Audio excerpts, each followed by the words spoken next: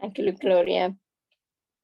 Right, this is the fourth of our 7 workshops on recent developments in public policy. Our first speaker today will be Richard Zippel, and you've all met and know who Richard is. He will discuss the Council of Europe, the European Convention on Human Rights, and the European Court of Human Rights. Then we're going to have Maggie Byrne, and Maggie Byrne will be discussing the various consultations regarding proposals to reform the Human Rights Act 1998 and the recently published Bill of Rights Bill 2022. Now, during these 2 talks, I would ask that anybody who has a comment to make or a question to ask, if you would use the chat column to put it into that, please. It would really be very helpful, A, for the discussion later on, but also to us at CARJ to know what it is that people, you know, what it is that you're asking for and what you would like to know more about. At the end of the 2 talks, we will put you into groups just for 10 minutes, and there will be set questions so that you can share in the discussion for 10 minutes. During this time, I'd ask that in each group, you nominate, I suppose it's a nice word, nominate a scribe and somebody to report back to the bigger group. So the last 15 minutes, we don't want too long a report from anybody, but a decent report on what was discussed.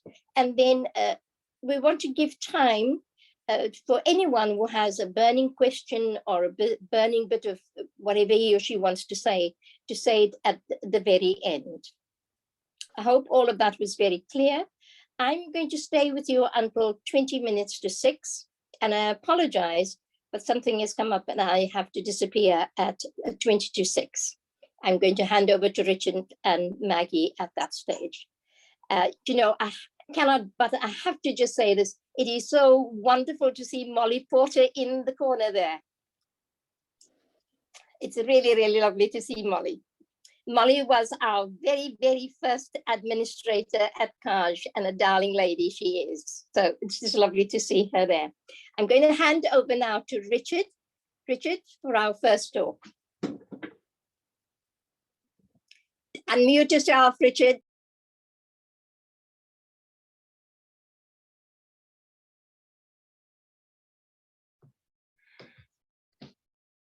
Okay, my little talk is just to give us a background for Maggie's talk on the proposals to reform the Human Rights Act. So next slide, Gloria. Let's start after the Second World War, when in the United Nations and in Europe and in other places, there was an effort to find a consensus about human rights in order to avoid repeating the atrocities that the world had witnessed during the Second World War. The discussions in the United Nations were seriously influenced by Jacques Maritain. Most of you will know who he was. Not yet. Thank you. Jacques Maritain was a French philosopher, and he started as a Protestant. He became an atheist, and then he was converted to Catholicism, and he became interested in St. Thomas Aquinas and the scholastic philosophy. And out of that, he urged those who were actually putting together the UN's definitions to take seriously the notion of natural law that could be seen to underpin the whole idea of human rights. Thanks, Gloria.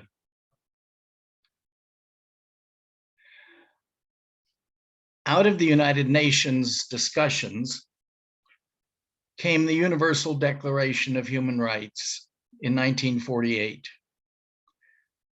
And it included articles outlining every person's basic rights and fundamental freedoms. There were some 30 articles, each one kind of defining a human right.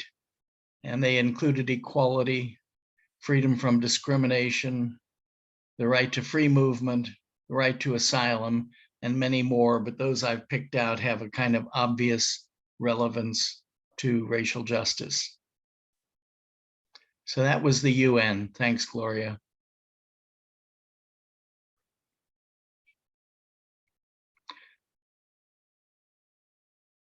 Next slide.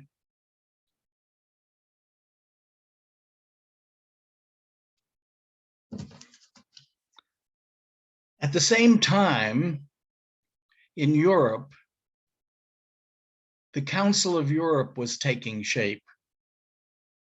Now, the Council of Europe is an international organization which was established after the Second World War, specifically to uphold human rights, democracy, and the rule of law in Europe. It was founded in 1949. It has 46 member states, and it's distinct from the European Union. So having left the European Union, the UK remains a member of the Council of Europe. Next slide, please. The Council of Europe produced the European Convention on Human Rights, which was drafted by the Council. It came into force in 1953, and all Council of Europe member states are parties to the convention. And the convention, like the Universal Declaration of Human Rights, is a kind of spelling out of human rights, but with more legal emphasis to it. Next slide, please. Alongside the Council of Europe and the European Convention, they established the European Court of Human Rights in 1959 on the basis of Article 19 of the European Convention on Human Rights. And the jurisdiction of that court has been recognized by all 46 member states of the Council of Europe. And again, keep separate the European Court of Human Rights from the European Court of Justice, which is part of the European Union. So we have these two bodies, as it were, emerging side by side. And we're looking specifically at the European Court of Rights, the Convention. Next slide, please. Years went by, and the Human Rights Act 1998 was an act of UK Parliament which received royal assent in 1998. It incorporates into UK law the rights contained in the European Convention on Human Rights. And in that way, it enables a case for breach of the European Convention to be brought in UK courts without having to go to the European Court of Human Rights. So that's the situation in which proposals to amend the Human Rights Act 1998 have come forth, and Maggie's going to spend time talking about the Human Rights Act and about the proposals to reform it. Thank you. Thank you, Richard. I'm going to ask Maggie to introduce herself for a minute or so before starting your actual talk. Please, Maggie. Okay. First of all, can people hear me? Because I can't see you any longer now. Yes. Can you hear me? Yes. Yeah. Okay. Perfect. Sorry. So I'm Maggie Byrne. I'm a member of CARJ, but also I worked half my professional life with Amnesty International internationally, and then the other half of my professional life working with a human rights group in Northern Ireland, equivalent to Liberty here in England. So I'm very interested in this whole sort of topic. And I'm concentrating really now on the proposals that are coming to Parliament. And I'll just talk hopefully quite briefly about all of that. Let me see if this is going to work. Yeah. Okay, so as Richard said, the Human Rights Act was introduced in 1998, came into force in 2000. Excuse me, by the Labour government. Maggie, Yeah. your slides are not up. At least I can't see them. Okay. Is there a problem? Try it again.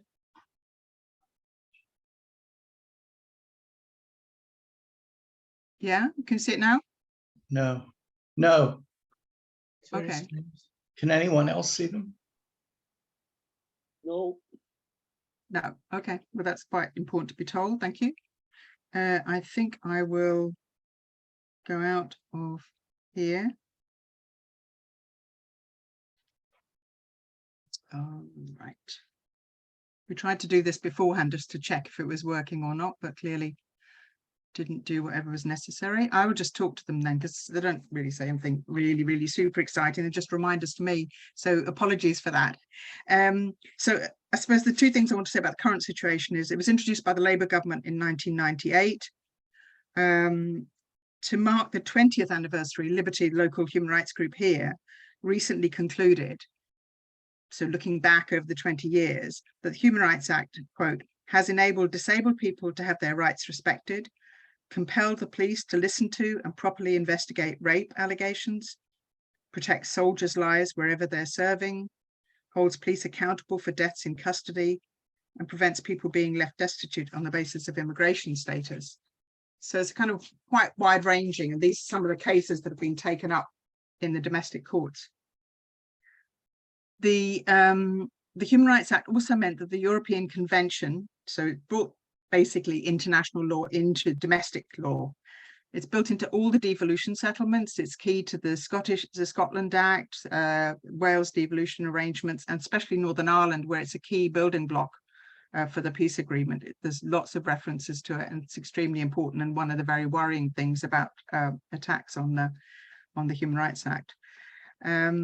The main aim of the then government was to ensure that people who thought that their rights were breached here in Britain could seek a remedy in Britain. They could rely on domestic law, the Human Rights Act. They didn't have to go to Strasbourg to say, my rights have been breached. Before that, people had to go at great expense for years of legal to and fro, had to go to Strasbourg to assert and get remedies for their rights. So, as I said, there's a sort of draft legislation on the books now. So the question is, why is the government proposing the reforms that it is proposing? So, as I mentioned before, okay, so do you want to move that ahead then? So, so basically it's described, so several reasons. Gloria, do you want me to do it then, or what's happening? Yeah. Yeah. Go ahead, one more. One more, Gloria. Yeah, that's it. So the Conservative government often describes this as Labour's Human Rights Act. It was introduced, as I said, in 1998. Another reason is that there's obviously a lot of Euroscepticism. Oh, for heaven's sake, this is worse than not having them. That's it, stop there. There's a lot of Euroscepticism to claim that the UK legislation is subject to interference and activism by European judges and governments. So the current mood is that we don't want foreign judges and governments deciding, you know, how to protect our rights. And I just really want to emphasize something that Richard mentioned. This is all about the Council of Europe, the European Court of Human Rights. It's not about the European Union and the European Court of Justice, which largely is about economic issues and treaties and financial questions. So it's about the European Court of Human Rights.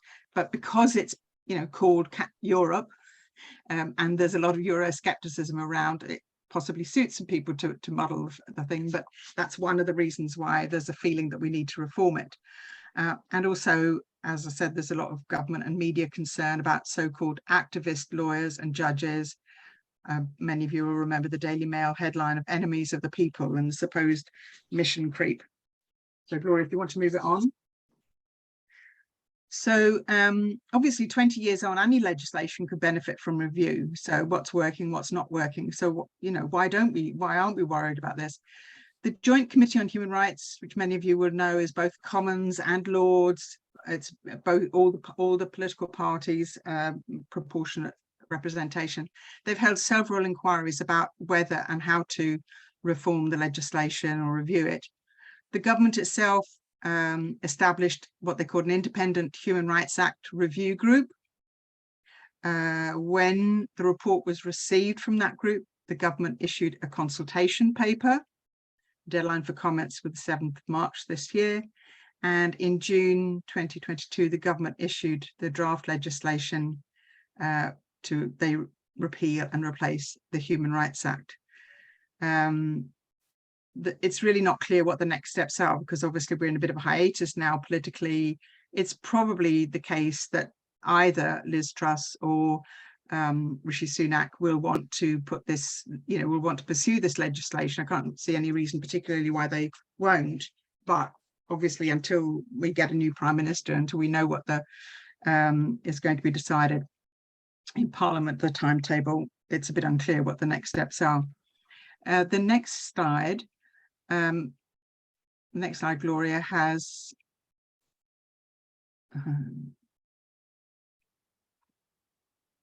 Gloria, can you hear me? Thanks. Baroness Hale, some of you remember, she was the former president of the UK Supreme Court.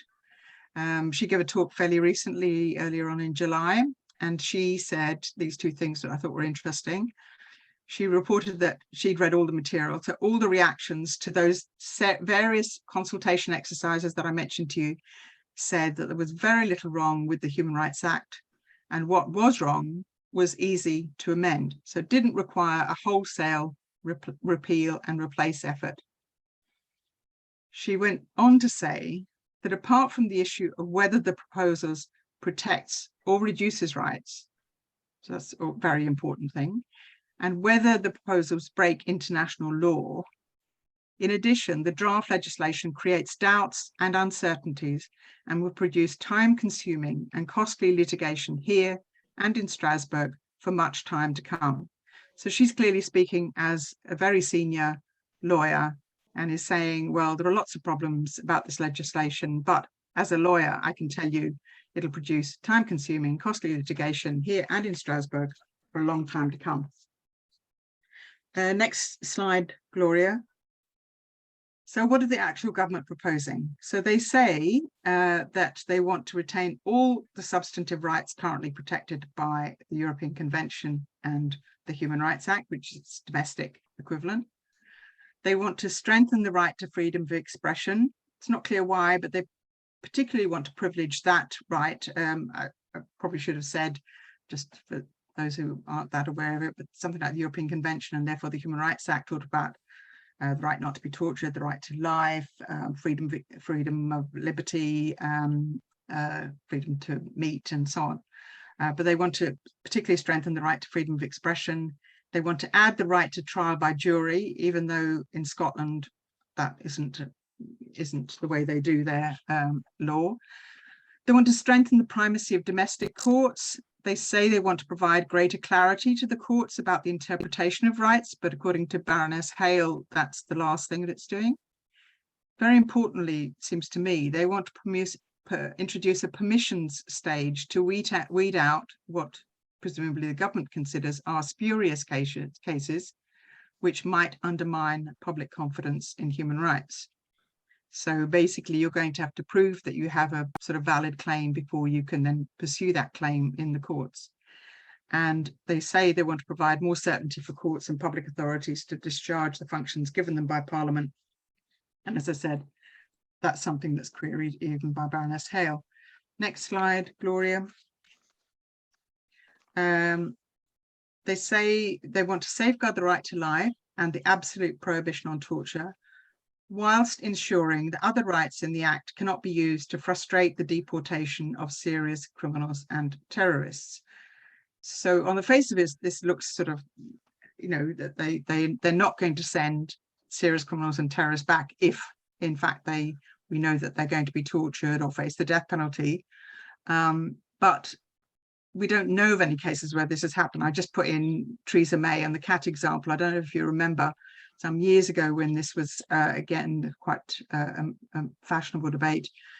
She claimed that people were being, the courts here were saying that someone couldn't be returned, a known terrorist or alleged terrorist couldn't be returned to his country of origin because he had a cat that he had to look after.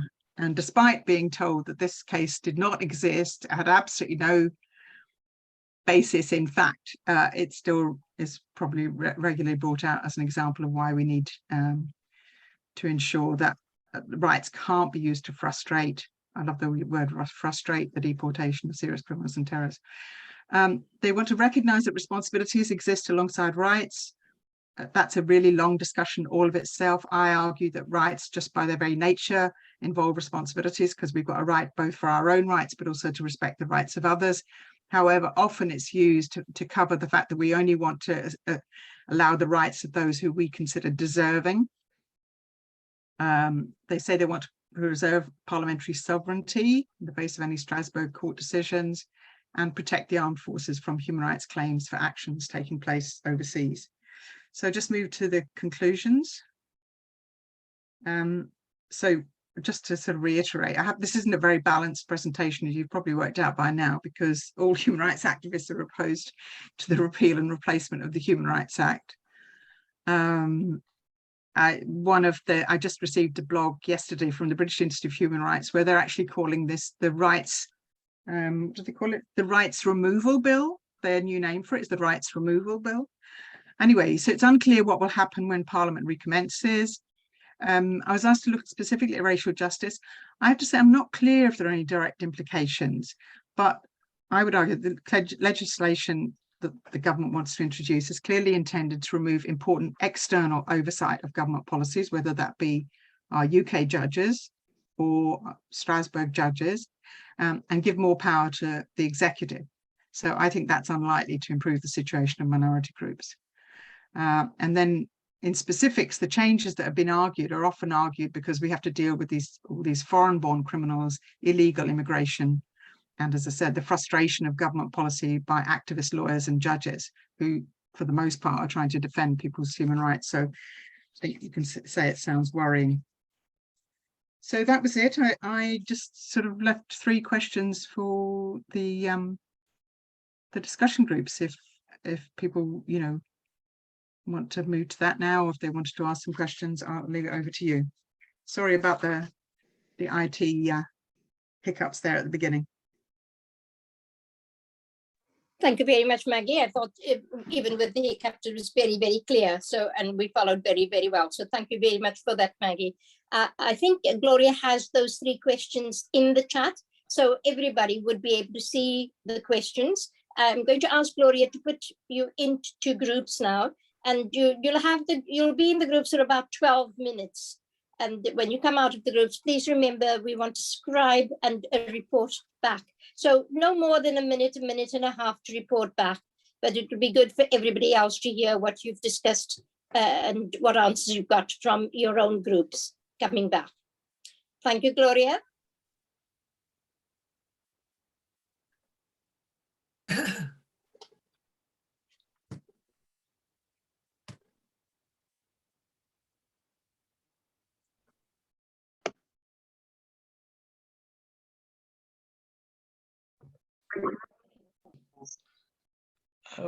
Okay, I guess Yogi has slipped away. Thanks, everyone. Let's go through and get the feedback from each group. Group 1, is somebody reporting back? Yep, I think we were group 1. Yes, John, thank you. Yes. What we had was not new, but it was depressing to get it all in one lump instead of spread out over several weeks. And we felt that some aspects of it, like realization that there was such things as second-class prisoners and second-class people, was depressing. And it was quite scary. We'd like to know, what can we do? Who is opposing this, and are there other directions, other movements that we can support? I can't read my own writing here. And I think that freedom of movement is really important, and that ought to be protected. That obviously all legislation, as was said, should be reformed if it's needed. Possibly there is some value in saying that some claims for asylum are spurious, and that setting up a proper system which is visible and fair would be a reform which might be worthwhile. I think that's about it, about what we said. Anyone else from that group? Yes, Fred. You're muted, Fred. No, it's just taking me time to get the finger onto the unmute. Wondering whether anyone knows of moves to the Human Rights Act isn't yet law, but are there any moves afoot to challenge the legality of the Nationalities and Borders Act, which has recently become law and which is just as obnoxious and with just the same tendencies as the proposed act? So litigation coming, anyone know who might be doing it? Thank you. Let's come back, maybe remind us of that in the general discussion, Fred, if we have time for it. Thanks. Anybody else from group one? Okay, group two, who's reporting back? It's me, and essentially some of the same issues. So for some people it was sort of new or a refresher, but therefore useful, but it was also of concern that you know, how little probably, you know, if informed people like us don't know the ins and outs and the background to all of these debates, you know, there may be other people who are even less aware of this, you know, potentially worrying legislation. The second thing was that we felt we need more specifics. They want to hear more. Well, the question about, in response to what do we want to hear more about? Well, we want to hear more about how this would apply to constituencies that a CARJ would have a particular interest in: ethnic minority, asylum seekers, immigration. And I mentioned that there's some really interesting material that the British Institute of Human Rights has put out, and they've got a long history of working in a range of these areas. So in fact, one or two of our group are actually having a discussion of this tomorrow. So I'm going to send them immediately this material because it may give them some of the answers to their questions, but it was also suggested we circulated to everyone. And then the third thing we talked about was, again, what other people have mentioned, what do we concentrate on? What do we prioritize? You know, we just need to decide on a few things, you know, once we've got this information, what pressure can we bring to bear and how most effectively can we do it?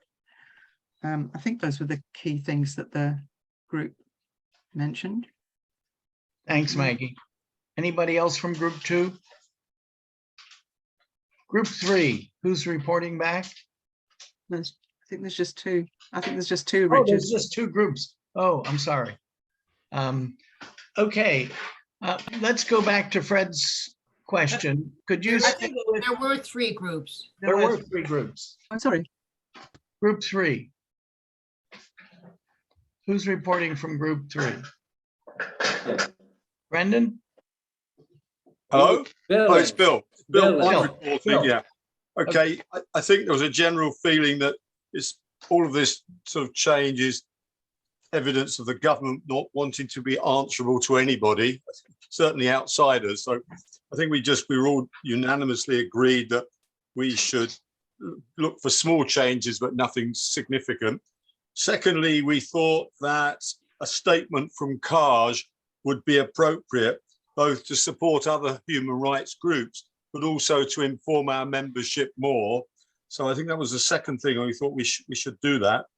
And then specifically, we focused on two elements. One that Brendan raised, which was the protection, so-called protection offered to our armed forces involved in battle.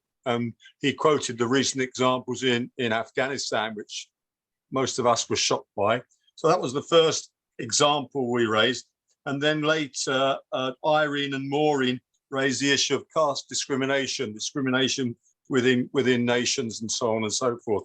That, I think, was they were the four main points that I picked up anyway. Thanks, Bill. Anybody else from group 3? Okay, let's open this up.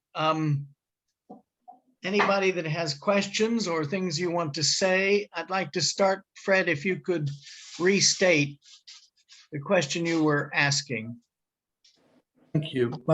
My question, I think, can be summarized is, do we know of any organization that's planning litigation to challenge the Nationalities and Borders Act, and which might go on to challenge this bill before it becomes law through litigation?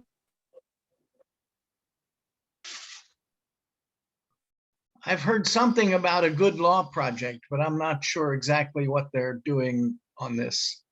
Okay. Anybody else? Maggie? I just know that because there's been so many consultations to date, none of which have been listened to, that all of the obvious groups like Justice and Liberty and British Institute of Human Rights, they're all actively working on this current legislation, the draft legislation, but of course they won't be able to take legal action until the legislation is passed. That you have to wait for it to be passed, and then you can take cases and so on. So so there's in terms of this, what we're talking about, the Human Rights Act reform, it's really a matter of trying to put pressure on the Conservative government and hope suddenly that the change of Prime Minister gives different priorities and they lose interest in it temporarily, who knows. But there are also then, in terms of your specifics about the Nationality and Immigration Act, there's a number of pieces of really bad legislation that have gone through in terms of limiting our rights, which is of course partly why it's really important that we have the European Convention and the court to, to be able to go back to. But I would presume that groups like the Jesuit Refugee Service, sort of immigration groups, are Joint Council of Welfare Immigrants, those are the ones that would be thinking about potential litigation. But, again, I could get some of that data together in one place and send it on to Richard and others for circulation if you want. I'm thinking CARJ sometimes does a briefing after some of these workshop sessions, and it feels to me like providing a couple pages with a number of these contacts and ideas and so on might be useful in this particular one, because it's so complicated and we're all struggling to catch up with it. Anybody else?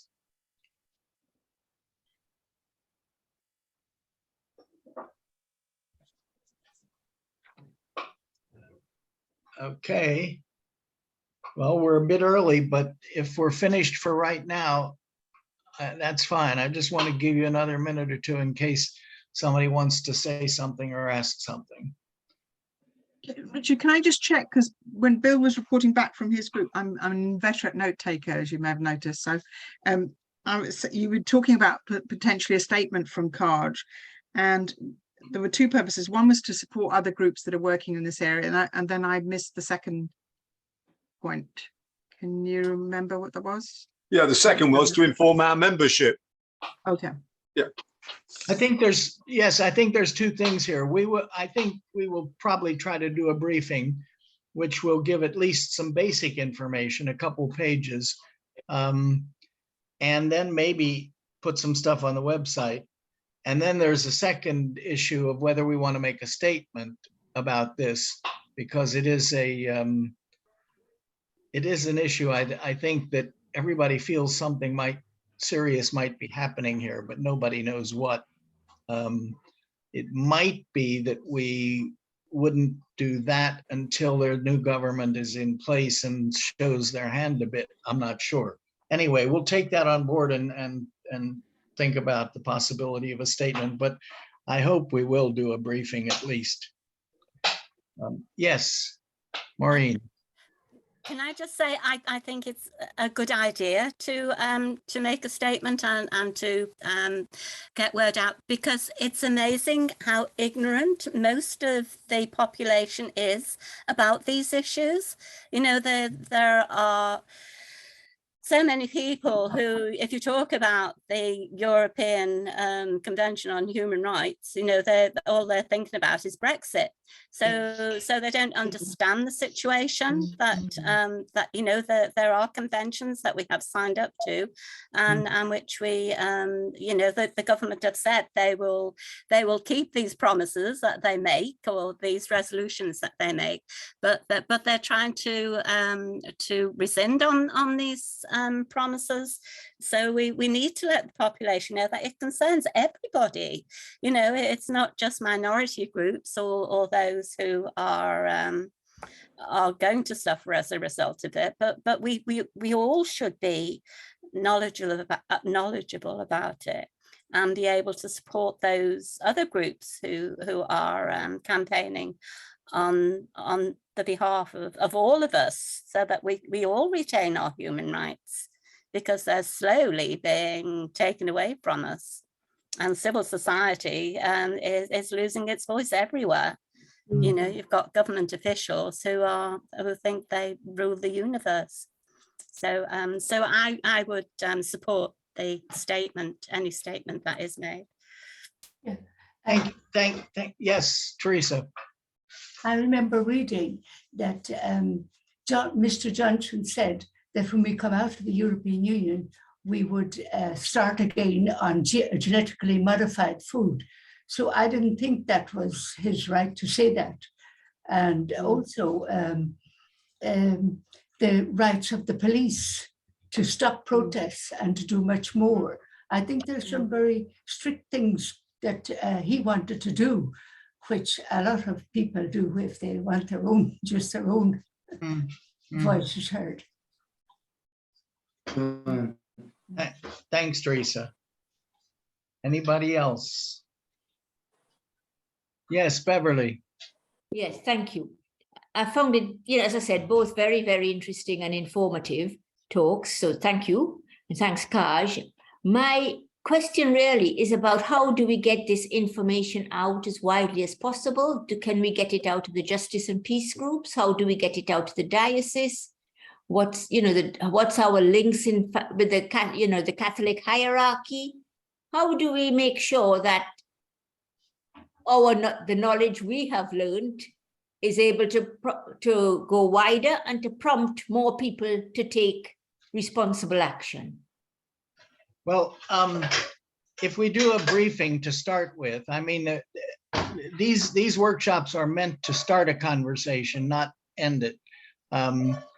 If we do a briefing to start with after this and give people some of the basic information, CARJ, when it circulates things like that, it goes to about 800 different places, and it would include justice and peace, and even at least the General Secretary of the Bishops' Conference and so on. So it's at least a fairly wide circulation to start with, but you're right. There are times when it's important to get things out, and I think also some of the secular groups that are working on this and very interested in it, and it's their full-time job, would value a bit of support from CARJ.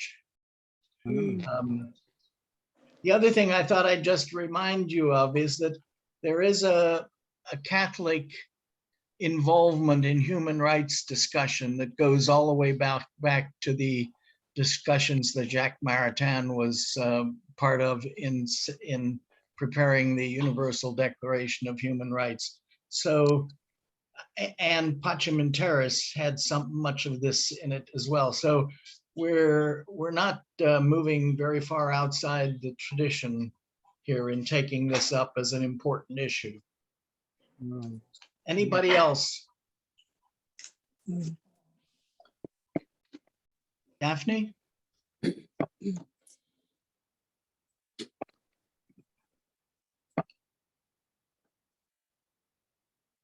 Daphne, you're on mute. It doesn't look like it is there. Haven't seen them. And we only just saw. Some left.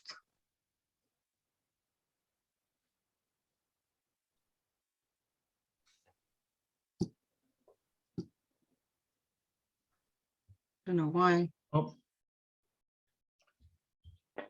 No, no. okay.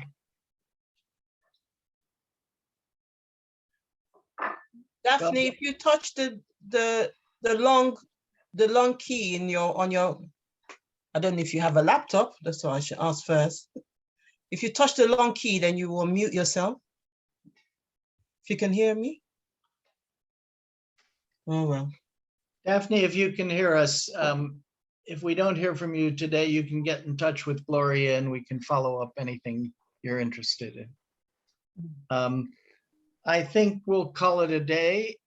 I don't have a prayer prepared, but I would ask us all to just take a moment's silence in thanks for one another and for the blessings of the Holy Spirit.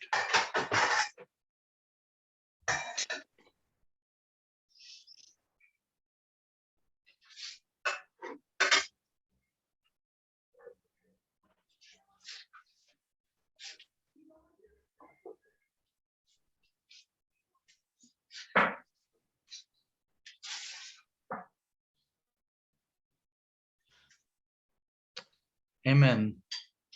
Thank you, everybody, and feel free, this is an ongoing discussion. Feel free to remain in touch with us and to suggest things or ask questions. Thank you, Richard and Maggie.